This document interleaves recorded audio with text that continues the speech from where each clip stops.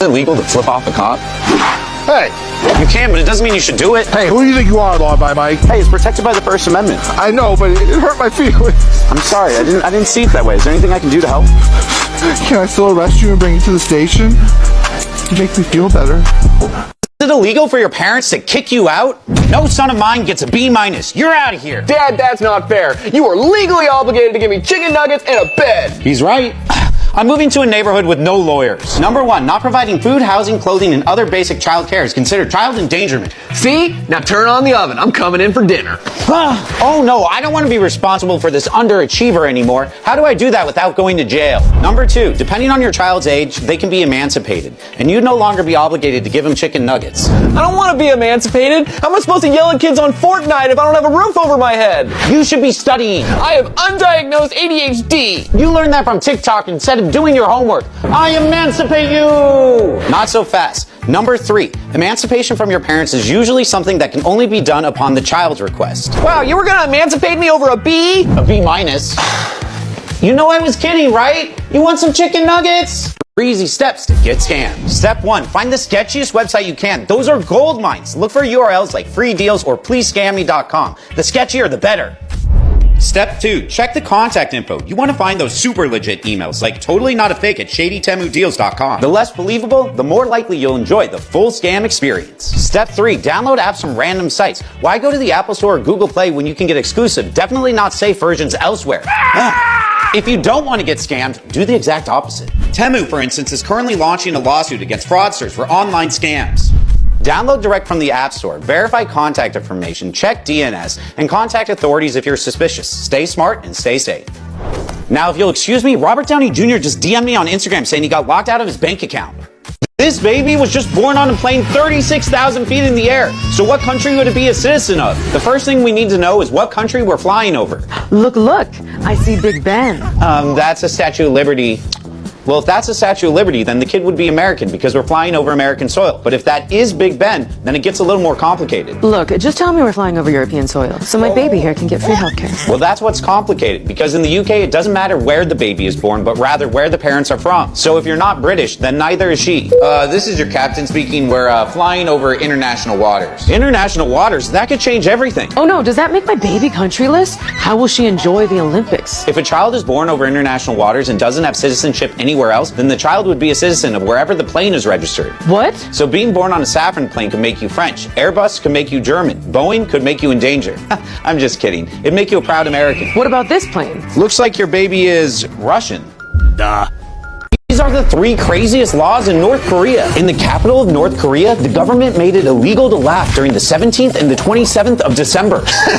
Wait, what? December 17th is the anniversary of the death of a former North Korean leader. So for 10 days, the government bans laughing, alcohol, and even shopping. Well, what happens if you get caught? According to reports, you're taken away and never seen again. Oh man, I need to get rid of this stuff. The North Korean Workers' Party has also banned jeans. Jeans? Why would they ban jeans? Because they see jeans as a symbol of Western culture. They also ban sunglasses and white wedding dresses. If you're caught wearing any of those, you could face up to 5 years in prison, or worse. Worse? Yep, the government of North Korea enforces kin punishment. It means if you break the law, they punish your family too. Wait, so if I screw up, my dad can go to prison? Even worse, they'll punish 3 generations, which means you, your dad, and even your grandfather. Wow, how can I learn more about these crazy laws? Are you subscribed?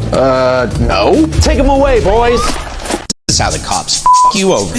They'll make empty promises like, we'll go easy on you if you just confess. You might confess thinking you'll get off lightly. Congrats, you just played yourself. The cops don't have a say on how hard the courts will go on you. That's up to the prosecutors, judges, and juries. So before you sentence yourself to a sentence, tell the cops this sentence. I invoke the 5th, and I want to talk to a lawyer. Rent's due, and Jeff doesn't have his money. Tonight on The House of Jeff. Jeff, this place is a mess. Sure is, Jeff. Jeff, wasn't it your turn to do the dishes? Sorry, Jeff, must have forgot. Jeff, did you send in our rent payment? Jeff, hop off my Jeff. Whoa, Jeff hasn't been Jeffing any of the housework and hasn't paid rent. That is so not Jeff. What do we do about Jeff? Can you call that lawyer? What was that? Nothing, Jeff. Shh. Jeff, I'm Mike. What seems to be the problem? Think Jeff Mike was here. He got here so fast and explained everything to us. Can we sue Jeff for not paying his part of the rent? So when all three of you signed a lease with your landlord, you became co-tenants. Co-Jeffs. Right, but that makes you guys joint and severally liable, meaning that if one of your co-Jeffs doesn't pay, you still need to get the full rent to your landlord. Aw, Jeff. You should first send a written request to your co-Jeff for the exact amount owed. Does that mean? Yes, if he doesn't respond after the demand letter, you can sue in small claims court. Aw, yeah, Jeff. Mike is the greatest. He's an honorary Jeff. You hear that Massachusetts wants prisoners to donate their organs in exchange for time off their sentences? Is that even legal? I think that's what they're trying to figure out, because currently it is illegal to buy or sell organs for a donation. But a reduced sentence isn't a cash exchange. It's an incentive. Sign me up. You're not in prison. Why don't you just donate an organ? Well, hang on. I should get something. You can't sell your organs. Maybe that should change. I mean, prisoners are the bad guys, right? Why do they get a reward? If I give up my law-abiding kidney, I should get like 10 grand. That was the quickest pivot of all time. I could do a lot with 10 grand. What do you think, Ugo? Well, I think y'all are crazy. You think Jeff Bezos is going to be selling his organs? Why would he do that? He's already rich. He'd probably buy someone's, though. That's exactly why it's illegal. If you incentivize organ donation, you're just going to get rich people harvesting poor people's bodies, like Mad Max. I've never thought about it like that. Me either. I freaking love Mad Max. Ugh. Mike, are you friends with these people? Honestly, I'm not really sure how it works. If you're ever buried alive, here's how to get out. Hey, down there, you got maybe 1 to 2 hours of air. So let's not waste it. If you got a phone, call for help. If not, check if the lid above your face can break. It's moving. Good. That means you might be able to break through. Take your shirt and tie up the bottom. Then cover the spot where you're punching. That way the dirt falls into your shirt, not your lungs. As the dirt comes in, pack it by your feet. That makes room above your head so you can get out. That's it. Keep moving up. Dig with your hands and push the dirt behind you. Keep your mouth closed and keep pushing. If the soil feels lighter, it means you're almost here. Don't stop now. You're almost out. Keep going. Keep going.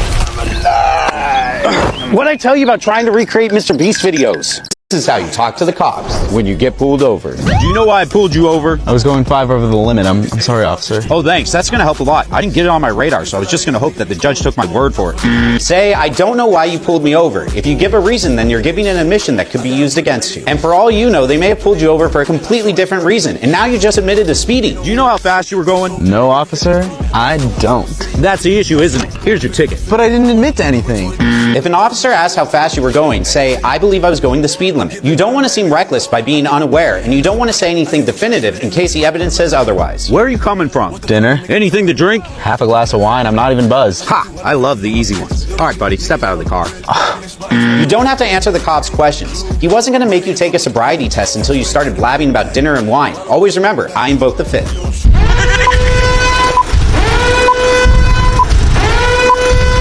How long would you go to jail if 4 kids received life-threatening injuries in your chocolate factory?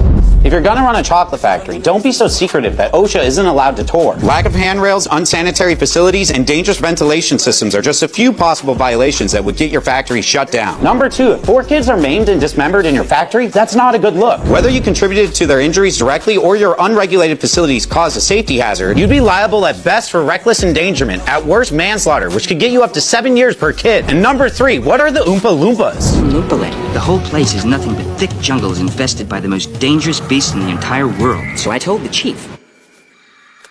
Oof, did he just say that he illegally smuggled hundreds of undocumented asylum seekers into the country in exchange for their free labor? I'm sorry, but all questions must be submitted in writing. Yeah, having the Oompa Loompas work for free violates the 13th Amendment. You know, the one about indentured servitude? You're looking at 20 years per Oompa. Wonka's going to jail for hundreds of years. Surely his chocolate can't be that good. Oh, wow. 3 most important questions to ask the cops when they ask to search you. Number 1, may I see a warrant? No, but I have other reasons. If they don't have a warrant or they're trying to search your car, ask number 2, what is the legal basis for this search? To search, cops usually need to have reasonable suspicion, probable cause, or a search warrant.